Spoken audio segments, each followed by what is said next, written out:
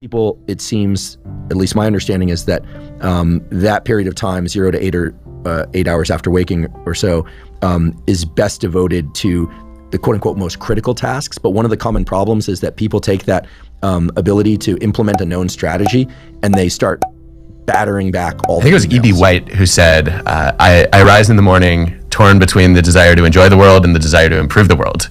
And this makes it difficult to plan the day. And I feel that every day. I felt it this morning. I was like, okay, it's time to leave to come to the Huberman podcast.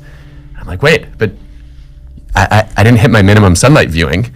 So what do I do? Do I show up on time for you, or do I meet your criteria? The explanation, I was getting my morning sunlight and therefore I'm X number of minutes or even hours late, would have been completely fine. I figured as much. Yes, absolutely. That's a built-in acceptable excuse with you.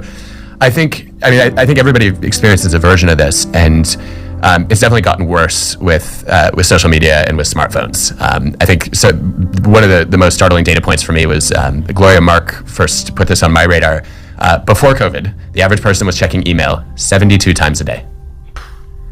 How do you ever concentrate for more than a couple minutes if you're self-interrupting that often? You can't. Brigitte Schulte has a great term for this. She calls it time confetti. And she says, we're taking these meaningful blocks of time and we're slicing them up into these like tiny little dots of confetti. And not only can we not accomplish anything, we're also eroding our own sense of joy.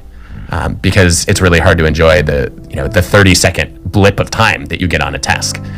And I think we know a lot more about the existence of these problems than how to solve them. But one thing we do know is blocking out uninterrupted time is meaningful. There's a great Leslie Perlow experiment where she takes engineers and she has them, she sets a quiet time policy. No interruptions Tuesday, Thursday, Friday before noon. 65% above average productivity. Could you repeat the protocol again? Yeah, so quiet time, there are a couple iterations of it, but I think the most effective one was Tuesday, Thursday, Friday, no meetings, no interruptions, no Slack, no emails before noon. And during those periods of no interruptions, one could tend to whatever their primary purpose is at work. Yeah, right? So for me, it might be podcasting. Obviously, I don't have my phone in here and never do. But it doesn't mean no interaction with anyone else. It just means focusing on the major task. The task, exactly. And you come in with a clear sense of priority and purpose. And I don't think there's anything magical about Tuesday, Thursday, Friday before noon. It's just the idea of setting a boundary and collectively committing to it that seems to be important.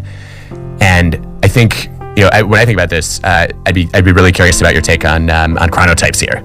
Because I think one thing I've learned in the last couple of years is that if you're a morning person, you do your best analytical and creative thinking in the morning. And so the quiet time block would work very well for me as a morning person.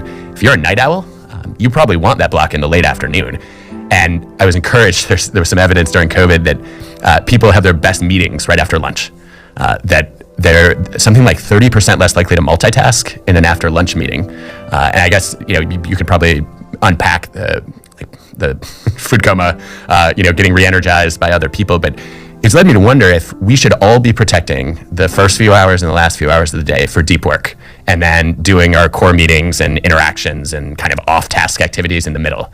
What do you think about that as a sequence? Yeah, well, I have a lot of questions about this for you, but I love that sequence. It certainly fits with my natural rhythms. I think there's ample evidence to support the fact that provided one is sleeping well at night and is on a more or less a standard schedule. When I say standard, I mean going to bed somewhere between, let's say, 9:30 and 11:30 p.m., waking up sometime between, let's say, 6 a.m. and 8 a.m., maybe 5:30 to 7:30, something like that. So not highly unusual night owl or super early bird. For people that are following that sort of schedule, the first, let's just say from 0 to 8 hours after waking, there tends to be a fairly robust increase in all the catecholamines, so dopamine, norepinephrine, epinephrine, which generally speaking, lead to increases in alertness, attention, and focus that are great for analytic work. Great for implementation of strategies that you already understand, and you need to churn through a lot of stuff. And of course, there's a big increase in the morning, especially if you view morning sunlight. A healthy increase, I should say, in cortisol. Cortisol is not bad, folks. You want cortisol, but you want that peak early in the day. We know that. Okay, so for most people, it seems, at least my understanding is that that period of time, 0 to 8 or 8 hours after waking or so, is best devoted to the quote unquote most critical tasks. But one of the common problems is that people take that ability to implement a known strategy and they start battering back all the emails. Or talking to coworkers is great and it's often required, but the question is whether or not it's productive conversation or whether or not it's just conversation. And we tend to have a lot of energy early in the day. And I'm obsessed with the idea of neural energy as opposed to just caloric energy. So there we're talking about neural energy. And then post-lunch, so really, as we get to the sort of 9 to 17 hours after waking, there is a dip in autonomic arousal that during the middle of the day, the postprandial dip, there's a post-lunch sleepiness that can be partially offset by delaying your morning caffeine a bit if you have the afternoon crash. But it's interesting that you know that more productive meetings and less task switching and distraction occurred in meetings set after lunch, because that makes me think that perhaps being a little bit less alert is going to lend itself to more focus.